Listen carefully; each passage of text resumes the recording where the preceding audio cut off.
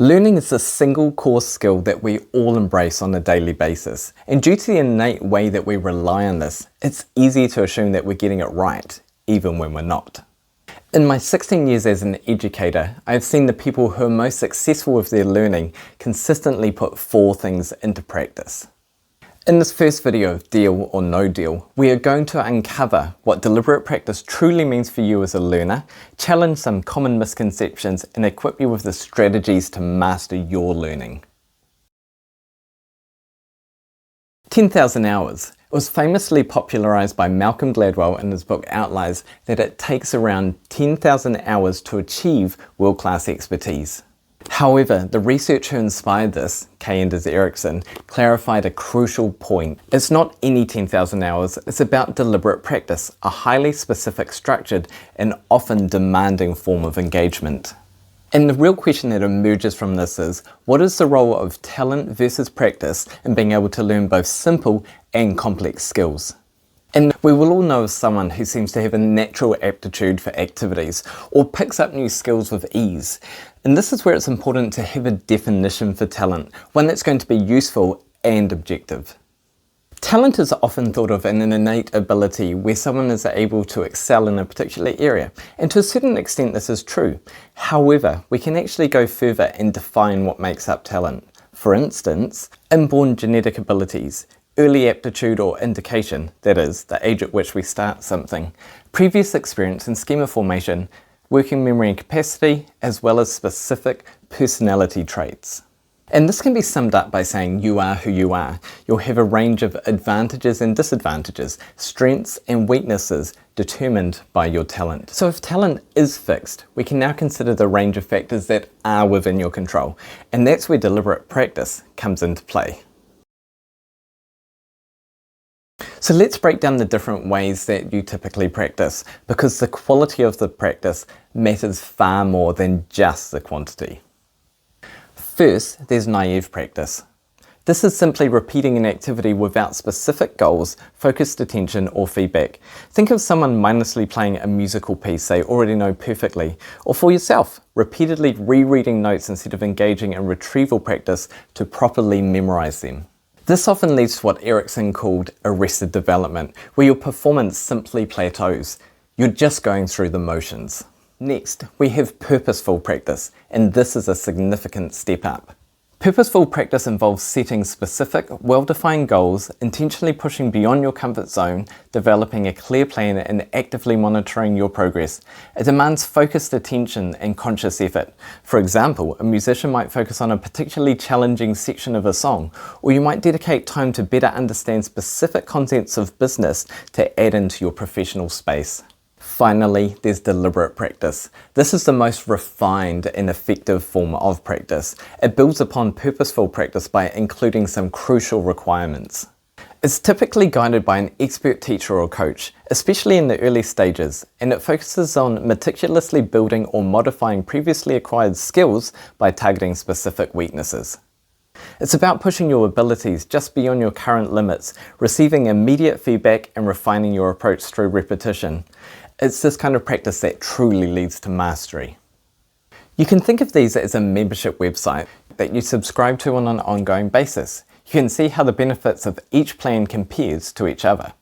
Which package is the most appealing to you, and which one is actually going to give you the results that you want? And it's important to acknowledge that mastery won't always be the goal for you, but now is a great time to evaluate your skill journey. To understand how deliberate practice helps you, let's use 2 models to visualize how those skills develop. The first is Fitz and Posner's 3-stage model that describes a progression from initial understanding through to automated performance. The cognitive stage. As a beginner, you're consciously thinking about every step. You're asking what to do and how to do it. There are many errors and you rely heavily on instructions. Imagine learning to ride a bike. Every pedal, every turn of the handlebars is a conscious decision. Next comes the associative stage. With practice, your performance improves and you refine the fundamentals. Errors decrease and you become more consistent, but it still requires conscious effort. You're riding the bike more smoothly, but still concentrating. Finally, we reach the autonomous stage. The skill becomes automatic. You can now ride your bike without thinking about every movement, perhaps even having a conversation while doing so. The skill is ingrained. Building on this, the Dreyfus model of skill acquisition outlines 5 key stages, moving from rigid rules to more intuitive action as you gain experience through this process. The novice, you follow strict, context-free rules. Think of a new cook meticulously following a recipe step by step.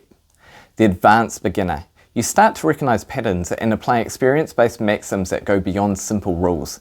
The cook might now adjust heat based on the smell of the food. Competent.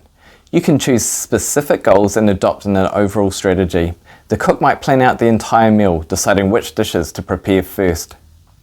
Proficient. You intuitively grasp what a situation calls for, but still consciously decide on your response. The cook instinctively knows something is wrong with a dish, but still consciously thinks about how to fix it.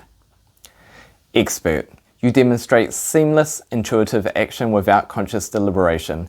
The expert chef creates dishes without recipes, instinctively adjusting everything. A key consideration of deliberate practice is mental representations. Mental representations are essentially the schema that you establish within a learning area and can be linked to other theories such as dual coding theory by Alan Pivio, which can help to sharpen your understanding. You can think of this as a guitarist who can picture and automatically think of a particular chord shape simply by hearing the name of it. As you progress through each of the stages, these mental representations become stronger. That's why it's so crucial to have a teacher, a coach, or a mentor in these early stages to ensure it sets you on the right path. Deliberate practice is a powerful engine that propels you through these stages. It provides the structured activities and feedback necessary to gain the experience and refine the mental representations needed for progression.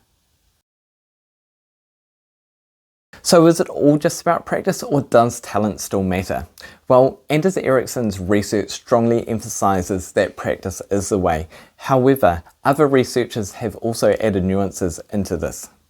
Macnamara, David Hambrick and Frederick Oswald conducted a significant meta-analysis in 2014, examining the relationship between deliberate practice and performance across various domains. Their findings were fascinating. Deliberate practice accounted for a significant portion of performance in fields like sports, games and music, but a much smaller percentage in education and professions. Whilst this initially might seem to contradict a deliberate practice approach, it actually talks about the nature of each of these areas and the way that we typically receive feedback within them. Highest levels of sports and music will often have a coach or a teacher who's providing constant feedback to individuals to refine their practice. However, in a large range of other situations, it is difficult to replicate this as consistently. Let's say that you've taken on the role of a salesperson. You've had the initial training and received the feedback through that process. Now you're by yourself. You're out on the floor, you're interacting with customers. You don't have that same regular feedback from someone who is observing you and able to make comment about what you can improve on. Or we could think of a different scenario where you're a beginning winemaker. And in this process, you actually do have someone who is there, who is experienced, and can help you to detect any flaws in what you're doing and in the resulting wine. This will enable you to make better decisions as you navigate this oenological undertaking. So what does this mean for you? It means that while deliberate practice is incredibly powerful and necessary for reaching high levels of performance, especially in structured domains, it's not the only factor, particularly in complex dynamic fields. Other elements like your starting age, working memory capacity, experience, and even personality traits do play a role. The takeaway is that deliberate practice is the most controllable element that you can take in your learning journey. You can't control your genes, but you can control how you practice. Now, let's get practical. How can you apply deliberate practice to your learning? Set specific, realistic goals, and this often means having an accurate measure of your starting point, usually from someone with more expertise. When setting a goal, the conversation with someone knowledgeable will allow you to be truly informed about the correct pathway for you. And don't just say, I want to be better at running. Instead, define your goal precisely. I want to consistently run 4-minute 30 kilometers. Break down big goals into smaller manageable chunks. This gives you a clear target and helps you to measure your progress. Push beyond your comfort zone. Effortful engagement. True learning happens when you're challenged. Deliberate practice isn't easy. It should feel like a satisfying strain or desirable difficulty. If it feels too easy, you're likely not improving rapidly. Gene Kearns, who applies deliberate practice in education, emphasizes practice must occur at the edge of a learner's abilities. Seek immediate and specific feedback.